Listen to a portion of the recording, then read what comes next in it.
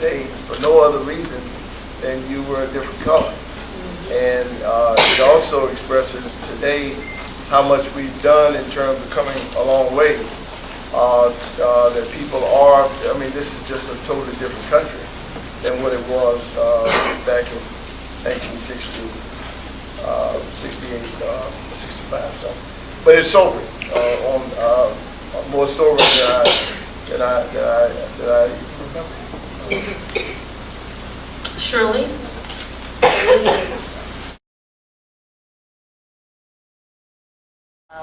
Among that time, during that time, it was painful actually, and brought tears in my eyes because of the loss of Dr. King.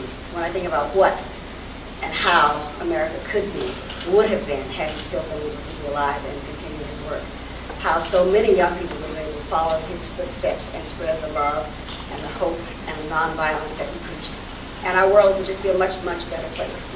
The loss is just tremendous. I sat there and I had to get a tissue out because I remember that. I remember that very well. Dr. King had spent time in my hometown when I was in high school, actually. And the summer I graduated, he'd been there, and my grandmother was afraid for me and had sent me to North Carolina where my sister was in college because our young people were dying, and she just did not want me to be in town at the time. And it was 1963. As soon as I got to school, it was right after the March on Washington. It was my sister's birthday, I recall. It was August 28th.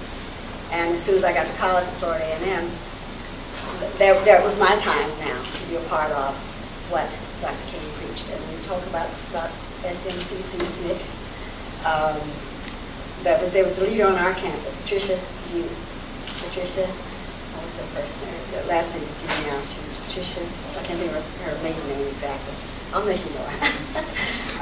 Who was a leader on our campus and who fired us up like Dr. King could. And it just fired up, huh? Yeah. To the point where, of course, I had to go to jail there too. We'll talk about that a little bit. Where were you when you learned about Dr. King's assassination? By the time Dr. King was assassinated, I was back home. I had left the South. Now, I don't think it's on. I don't think it's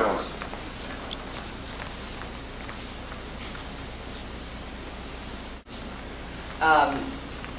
By the time he was assassinated, I had left the South. And I had actually married another SNCC worker from Alabama. I also had seen this film before, and there's quite a few things that stood out for me when I saw it the first time around. One of the things was the number of police forces in Memphis at that time, and that that supposedly this one individual somehow managed to get to London. And one of the things that the film left out, this is 50 years back, but my recollection is they did not look for James Earl Ray until Bobby Kennedy was assassinated. And then it was so outrageous that something was done. I'll just say two other quick things. We who were in SNCC at the time, we were very careful not to call these uprisings riots. And the reason part of the reason we were very careful not to call them riots was knowing our history and knowing what had happened in the past. There were previous race riots. In those instances, and we're also very careful with the use of the word violence too. Mm-hmm. In those instances, attacks were made on black people, black churches. These were attacks on property, which often were properties that were maintained by black people and supported. So I think that puts a whole different spin on it. And the other thing that stands out to me visually, as it does with the whole movement, this is overwhelmingly an African American movement. It's our movement, and we need to claim it as ours. It's culturally ours, politically ours, and it was the greatest movement in American history. And Dr. Cheatham, what's your... For having put this together. Thank you all so very, very much. I was a high school student on the assassination date of Dr. King, actually working in Ena Pratt as a part of my family's pledge that we would always have employees of the family work at Pratt, because we sued Pratt to allow them, to force them to have blacks work in Pratt. So almost everyone in my family at some point has worked at Pratt because we as a family sued them to force blacks to be there. I found myself keep taking deep breaths, you know, at that point, you know, basically, you know, trying to go back through and remember, sadly enough, what happened. But I guess being a youngster and having been president of at least 3 civil rights organizations here, I look at it a little bit different. I listened very carefully to what Ralph David Abernathy asked. He asked not who did it, but what. And those of us that have come through the civil rights groups have kind of put in focus how we thought this kind of began. And those need to remember that it was on August 28, 1963, that the Kennedy brothers, who did not support the March on Washington, had Bobby Kennedy deliver a request from the head of the FBI on the same day as the March on Washington, which on that date had the president declare Martin Luther King an enemy. Hoover had made the request on the date of the march. At that point, Hoover had gotten authority from Edward, the congressman, Robert, the attorney general, and president, who is John, authorization to begin wiretapping Dr. Martin Luther King. You can see the real increase of COINTELPRO as a result of the date of the March on Washington. But those of us who also came out of SCLC, we also say that a part of it has to be discussed as the speech that King gave a year before his death, when he talked about beyond Vietnam and talked about individuals not going to the military, and doing as many of his alumni had done, decided not to go to the military because King at that point, a year to the date of his death, was talking about no to Vietnam. And on the date of the anniversary of the SCLC convention, that summer of '67, a year before his death, there's also, we need to really look at the document that it was basically, where do we go from here? King began to talk about economics. So I think we not only need to know who did it, but I think Abernathy is very much on point. What brought his assassination about?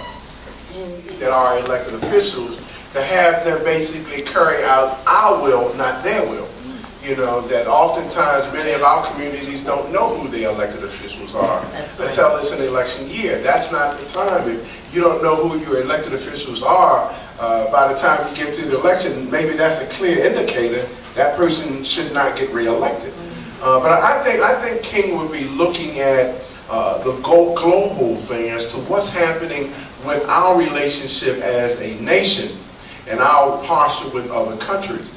I contend, and many of us from the SCLC contends, that the fact that King began to reach out into other areas to talk about other countries, to talk about economics, that may have been some of the signals from some folks that did not have the love of King that we did, and decide, you know, these are some of the things we got to stop this guy. He's talking about the monetary thing of the country, not just the United States. He's talking about the monetary values of the United States. He's talking about not only stopping Vietnam War, but stopping all wars, because he basically felt that they were not right. And let me hasten to say to our young folks, do not leave here thinking that most of the folks that are so supportive of Dr. King today were supportive back then. I know here in Baltimore, when I took over the SCLC, the overwhelming majority of faith leaders were not members. Were not members of the SCLC. The King speech, many of us don't even know the full King speech. We know the second part of the speech. We don't know about the part of the speech that talks about the America giving us a bad check and the check bouncing. We need to hear that full check. We also need to read the letter from a Birmingham jail, where King is talking about responding to ministers who would challenge him, telling him he should not be in that field. There was not this great love of Reverend Dr. Martin Luther King, even though today we would guess how many really were at the March on Washington 63. It might be 1 million the way folks saying that they were there. King was not that well loved even by our own people. So don't get a lot of these ministers thinking they were so loving of King, because the records do not show it. I just think our challenge is to read many of his writings, to really listen to what has been said, and understand there's still a great deal of work that needs to be done. A great deal of work that needs to be done. Do we have anyone else in the audience who want to answer this question? One of the questions that came up here tonight was, what would Dr. King be doing today? Well, I said that we forget that the reason that Dr. King was in Memphis was to support the union movement. And the union movement, not only for the black community, for all of us, is the greatest self-help organization. And the bitter opposition by Henry Loeb to union recognition in Memphis is what brought King back and created a mass movement there. And it's all the talk about economic inequality and government action. We need to start where we are, which is where we work. And by working with our co-workers, and it's not just in places like Memphis, it's here, it's at Walmart, it's at the fast food places, it's at every place that we work. Nonprofits, people need to organize, and that's going to be the greatest solution for economic inequality and lack of respect. And the issue that's right on top of everything right now, Bill, is the raising the minimum wage. Well, I think the minimum wage, the proposals now from Mike Miller is pathetic. I think Mike Miller and Martin O'Malley should try and live on $10.10 an hour in 2 years. I mean, I put in a commercial for the Green Party. We're talking 15 for 14, which is $15 minimum wage now. If the minimum wage had gone up with inflation, it would be $15 an hour. If it went up, the rate that productivity went up, it would be about $22 an hour. And if it went up at the same percentage that executive salaries went up, it would be close to $30 an hour.